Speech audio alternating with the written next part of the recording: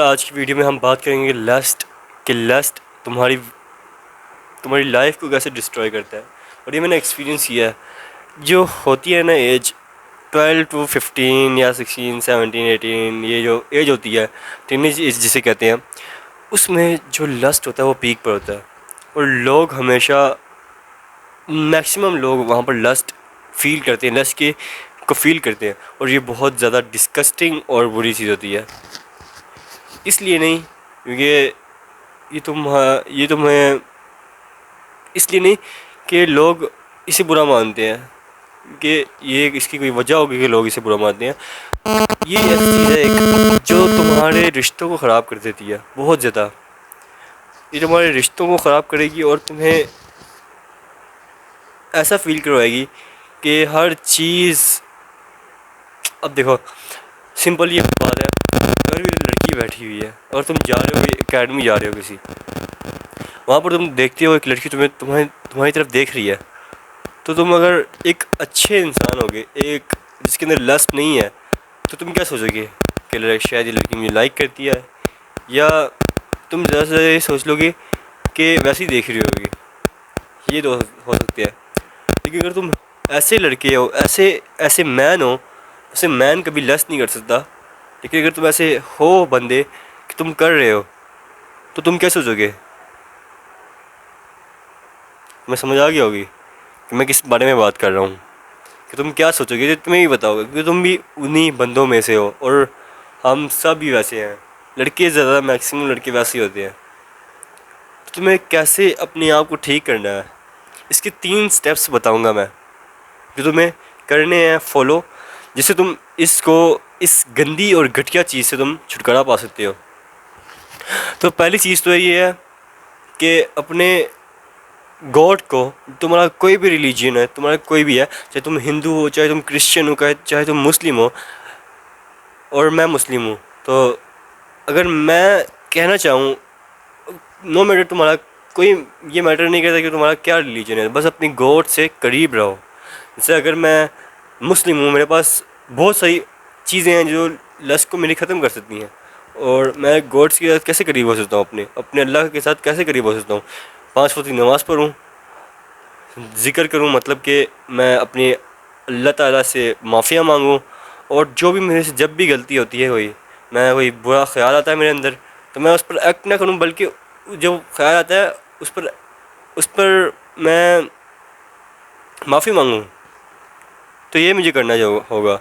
अगर तुम हिंदू हो तो तुम अपने हिसाब से कुछ भी कर सकते हो जो तुम्हें अल्लाह ताला के, मतलब कि तुम्हारे गॉड के करीब ले जाए। पहला स्टेप तो ये है, वो काम करो जो तुम्हें अल्लाह ताला सॉरी जो तुम्हें तुम्हारे गॉड के करीब ले जाए, तो वो काम करो। दूसरा स्टेप है, अपने आप के ट्रिगर्स को पहचानो, अपने आप के ट्रिगर्स को फाइंड आउट करो। लोग ज़्यादातर ऐसे करते हैं कि वो कभी सोचते ही नहीं है, कि बैठ के कभी सोचते ही नहीं है क्लियरली, थिंक ही नहीं करते उस बारे में, सोचते ही नहीं है कि क्या चीज़ मुझे ट्रिगर करती है। अगर तुम्हें पता ही नहीं होगा तुम्हारी वीकनेसेस क्या है, क्या चीज़ तुम्हें ट्रिगर करती है लस्ट फुल बिहेव करने में, तो तुम कभी भी इस पर रिकवरी नहीं कर सकते, मतलब कि उसको कभी तुम ख़त्म ही नहीं कर पाओगे। ये तो तुम्हें अपने वीकनेसेस को, अपने रियलिटी को अच्छे से पहचानना होगा, अपनी वीकनेसेस को पहचानना होगा, ताकि तुम उनसे लड़ सको। अगर लाइक मेरी क्या है, मैं तो बताऊँ नहीं सकता, मतलब मेरी है भी कि नहीं मुझे पता भी नहीं है। तो तुम्हारी जो है, तुम्हें फाइंड आउट करनी होगी। अपने आप पर लिख लो, एक नोटबुक रखो, एक पेज, उस पर स्पेसिफिक एक पेज बनाओ, और उस पर लिखो कि क्या क्या चीज़ तुम्हें इसके करीब ले जाती है, इस घटिया चीज़ के करीब ले जाती है, और उस पर काम करो, उसको ख़त्म करने की कोशिश करो, ना कि उस पर फिर से एक्ट करो। हमेशा ये याद रखना कि कोई भी चीज़ एकदम से ख़त्म नहीं होगी। अगर तुम लस्ट कर रहे हो, तुमसे नहीं रोका जा रहा, तो इसका मतलब है तुम बहुत लॉन्ग टाइम से ये कर रहे हो। तुम्हें एक लॉन्ग टाइम के सफ़र को तुम एकदम से ऐसे ख़त्म नहीं कर सकते, ये रियलिटी है। तुम्हें आराम आराम से प्रोग्रेस के साथ उसे ख़त्म करना पड़ेगा। और ऑनेस्टली बता रहा हूँ, ये लगता तो आसान है, लेकिन आसान नहीं है। बहुत ज़्यादा मुश्किल है, बहुत ज़्यादा मुश्किल है। लेकिन तुम्हें करना होगा कि तुम एक मैन हो यार, क्या कर रहे हो, मैन हो तुम। ये घटिया काम तुम नहीं कर सकते यार, ये तुम्हें भी पता है, मुझे भी पता है, हर मैन को पता है। तुम्हें एक प्राइड होना चाहिए अपने आप पर, अपने आप पर फ़ख्र होना चाहिए कि मैं ये काम नहीं करता। और तुम्हें ये एक ईगो, इस मतलब मुझे वैसे वैसे मुझे एक जो लोग होते हैं ईगो वाले, वो मुझे ईगोइस्टिक पीपल मुझे अच्छे नहीं लगते, बिल्कुल भी अच्छे नहीं लगते। बहुत सारे लोग हैं मुझे पता है, और वो मुझे बुरा लगता है यार कि वो ईगो रखते हैं इतना। ना कि हमारी क्या औकात है यार इस दुनिया में, हम उनकी कोई ज़िंदगी कोई औकात ही नहीं है यार, तो और तो ईगो क्यों रखना। लेकिन मैं इस बात पे कहता हूँ ईगो रखो। क्यों, क्या ईगो रखो, ये ईगो रखो कि मैं ये घटिया काम नहीं कर सकता, मैं ये गंदे फजूल ये लस्ट वाला काम नहीं कर सकता। अपने अंदर ये ईगो लाओ, ये ज़रूरी है। इसलिए नहीं कि तुम बदमाश हो या ये, इसलिए नहीं क्योंकि ये तुम्हें एक बेटर पर्सन बनाना, तो क्या फ़र्क पड़ता है यार कि ईगो तुम्हारे अंदर, अगर इस बारे में है तो। बाकी मैं तो कहता हूँ कि ईगो बिल्कुल भी रखो ना, अगर दूसरी चीज़ों में देखो तो बिल्कुल भी ईगो मत रखो, कि काइंड बंदे बनो यार।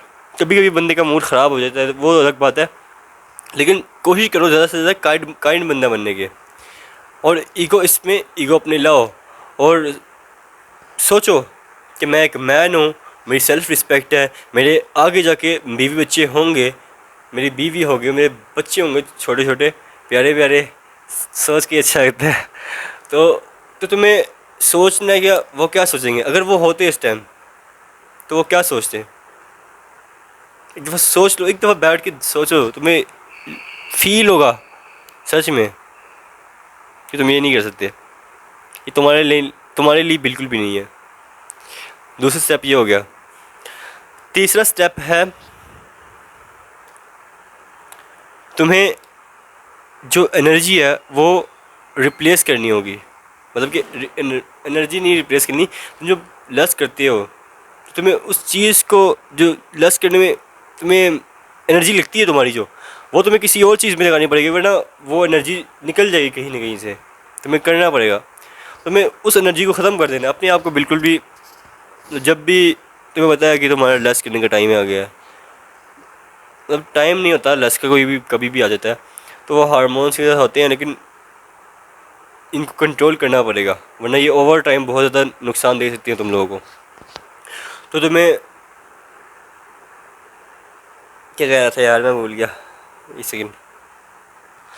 तुम्हें इसे रिप्लेस करना होगा किसी और की चीज़ के साथ। लाइक अगर तुम वर्कआउट कर सकते हो, वर्कआउट बेस्ट चीज़ है।